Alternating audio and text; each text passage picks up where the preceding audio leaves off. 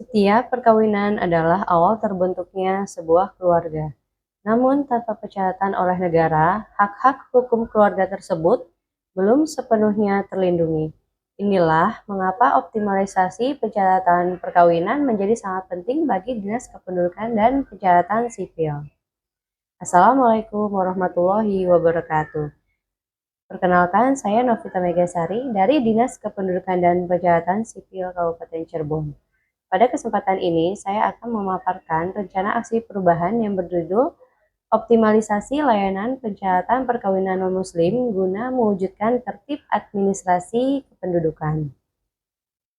Melalui aksi perubahan ini, saya ingin menghadirkan pelayanan yang lebih mudah, lebih cepat, dan lebih dekat kepada masyarakat, khususnya bagi warga non-muslim yang akan mencatatkan perkawinannya. Kita semua tahu bahwa tugas di Dukcapil bukan hanya menerbitkan dokumen kependudukan, tetapi juga memastikan setiap warga negara mendapatkan hak administrasi kependudukannya. Nah, salah satu permasalahan yang masih kita temui adalah masih rendahnya pencatatan perkawinan non-muslim di Kabupaten Cirebon. Masih ada pasangan yang sudah menikah secara agama, tetapi belum mencatatkan perkawinannya ke Dukcapil. Akibatnya, secara administrasi negara, status perkawinannya masih belum tercatat. Inilah yang menjadi alasan mengapa saya mengangkat isu ini sebagai rencana aksi perubahan. Kenapa masalah ini penting? Karena masih banyak masyarakat yang berpikir bahwa setelah diberkati di gereja atau rumah ibadah lainnya, berarti semuanya sudah selesai. Padahal, menurut aturan negara, masih ada satu tahapan lagi, yaitu pencatatan perkawinan di Dukcapil. Kalau belum dicatat, nantinya bisa muncul berbagai kendala, misalnya saat mengurus akta kelahiran anak, perubahan kartu keluarga, perubahan status di KTPL, bahkan saat mengakses berbagai layanan publik. Jadi, sebenarnya pencatatan perkawinan ini bukan sekedar administrasi, tetapi juga memberikan kepastian hukum bagi keluarga. Lalu, kenapa kita perlu melakukan inovasi? Karena kalau pelayanan masih dilakukan dengan cara yang sama, kemungkinan besar hasilnya juga akan tetap sama. Melalui inovasi ini, saya ingin meningkatkan kesadaran masyarakat sekaligus mempermudah proses pelayanannya. Harapannya, masyarakat tidak merasa pencatatan perkawinan itu rumit atau memakan waktu yang lama. Selain itu, data kependudukan di sistem administrasi kependudukan juga akan menjadi lebih akurat dan pelayanan kepada masyarakat lebih menjadi optimal.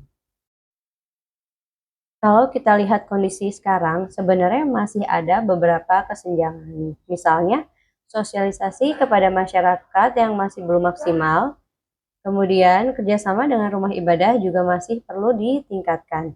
Di sisi lain, pelayanan kita masih cenderung menunggu masyarakat yang datang sendiri ke kantor di Dukcapil. Padahal, kondisi yang kita harapkan adalah pelayanan yang lebih aktif, lebih mudah dijangkau, dan didukung oleh semua pihak. Nah, dari kesenjangan inilah muncul ide untuk melakukan perubahan.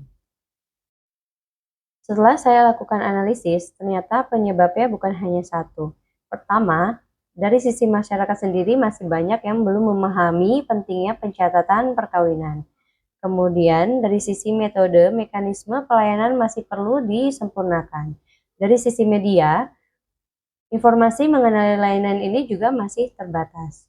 Lalu dari sisi kerjasama, koordinasi dengan rumah ibadah belum berjalan secara optimal. Jadi penyelesaiannya tentu tidak cukup hanya dengan satu kegiatan, tetapi perlu dilakukan secara menyeluruh. Untuk menjawab permasalahan tadi, saya menawarkan 3 strategi utama.